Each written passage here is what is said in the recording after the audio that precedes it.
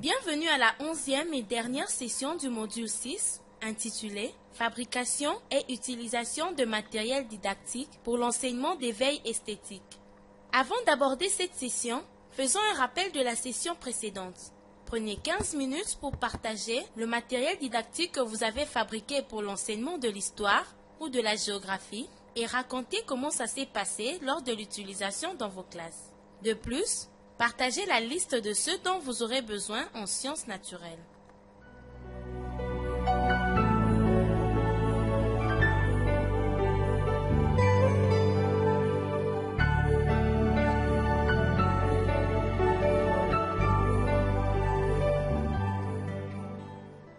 Bienvenue au module 6, session 11, chapitre 2. À présent, abordons notre session. Cette session a 3 objectifs spécifiques. Objectif 1. Identifier le matériel didactique à utiliser dans l'enseignement des veilles esthétiques. Objectif 2. Citer les matériaux et outils nécessaires servant à la fabrication des matériels didactiques de l'enseignement des veilles esthétiques. Objectif 3. Montrer l'utilisation des matériels didactiques dans l'enseignement des veilles esthétiques. En ce qui concerne les activités des veilles esthétiques, nous recommandons aux enseignants d'utiliser le matériel disponible ci-après. Le dessin, tout objet constituant le sujet de la leçon. La calligraphie est s'enseigne au degré moyen et terminal car ces apprenants maîtrisent déjà l'écriture. Le chant musique est un recueil de chants propre au milieu ou chants patriotiques. Quelques instruments utilisés sont la guitare, le likembe en bambou, flûte en bambou, tam-tam et maracas. L'éducation physique et sport.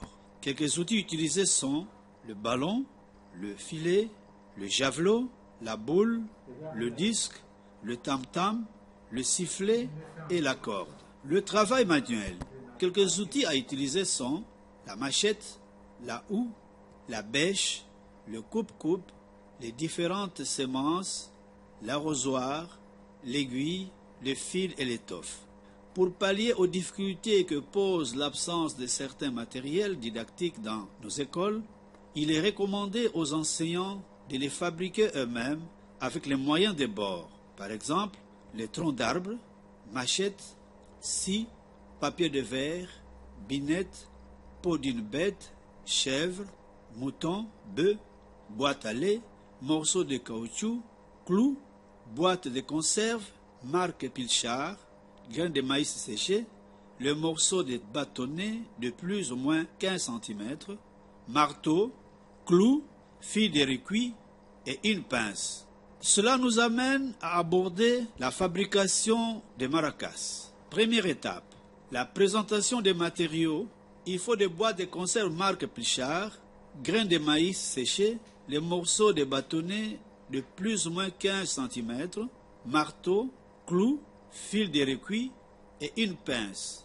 Deuxième étape, prendre les boîtes de conserve vides et placer quelques graines de maïs séchés dans chaque boîte. Placer un bout de bâtonnet de plus ou moins 15 cm dans chaque boîte. Pincer la partie ouverte de la boîte jusqu'à serrer solidement le morceau de bâtonnet.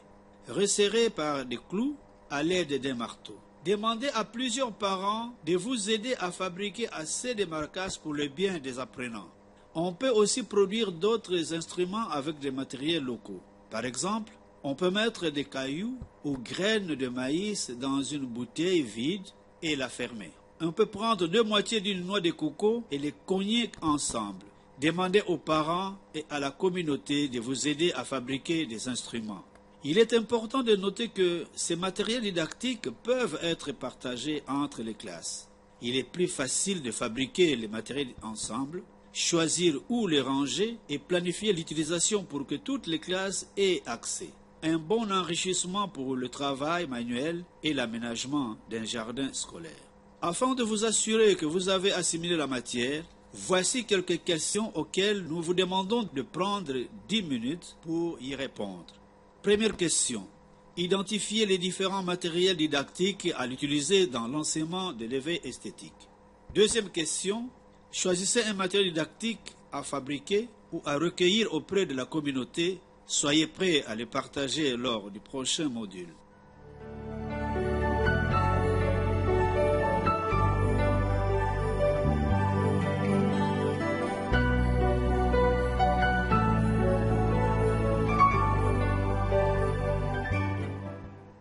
Bienvenue au module 6, session 11, chapitre 3.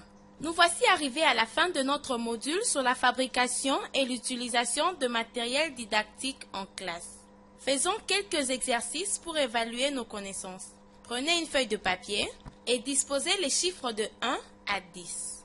Pour chaque numéro, nous allons poser une question à choix multiple.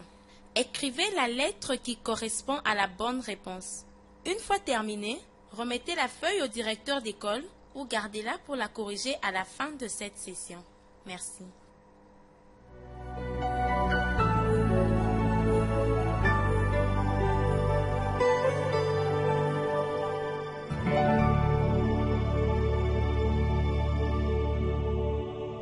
Bienvenue au module 6, session 11, chapitre 4. Commençons. Première question. À l'école primaire, l'enfant retient facilement la matière lorsqu'il met en œuvre ce qui suit, sauf le sens. A. Visuel. B. Gustatif. C. Kinesthésique. D. Olfactif. E. Auditif. Deuxième question. L'un des matériaux didactiques en lecture n'est pas correct. A. Alphabet. B. Bâtonnet. C. Comptine des sons. D. Capsule ou carte des lettres. E. Affiche capot. Troisième question. Un matériel didactique cité ci-dessous ne convient pas pour l'enseignement de numération et d'opération. A. Les cartes domino. B. L'équerre. C. Le tableau de numération. D. La table de multiplication.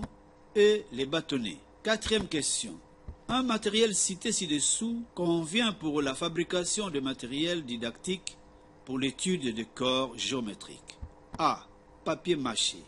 B. Mètre. C. Carte. D. Aimant. E. Mesure de masse. Cinquième question. Une des occurrences n'est pas nécessaire à la fabrication du matériel didactique adapté aux mesures de grandeur. A. Mesure de masse. B. Mesure de longueur. C. Mesure de capacité. D. Mesure naturelle. E. Mesure de volume. Sixième question. Le matériel didactique pour enseigner la résolution de problèmes est pertinent. A. Seulement au 3e degré. B. Seulement au 2e et 3e degré. C. Au 1er, 2e et 3e degré. D. Seulement au 1er et 2e degré. E. Seulement au 1er degré. Septième question. Pour rendre vivantes ces leçons sur l'étude du milieu, l'enseignant recourt à quelles ressources? A. Ressources animales. B. Ressources forestières. C. Ressources humaines. D. Ressources géologiques. E. Toutes les réponses sont bonnes. Huitième question. Quel est le matériel didactique le plus recommandé dans l'enseignement de la géographie? A. Les cartes. B. Les gravures. C. Le fuseau horaire. D. Les portraits. E. Les photos. Neuvième question.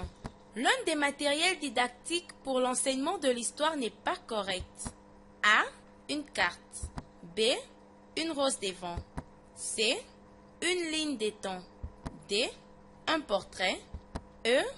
Un graphique. Dixième question. Voici les différentes qualités d'un matériel didactique, à l'exception d'une seule. Le matériel didactique doit être A. Excitateur. B. Facile à manipuler. C. Simple et clair. D. Couleur très vive. E. Naturel. Remettez votre feuille au directeur d'école ou gardez-la pour la corriger. Les réponses sont dans le prochain chapitre. Merci.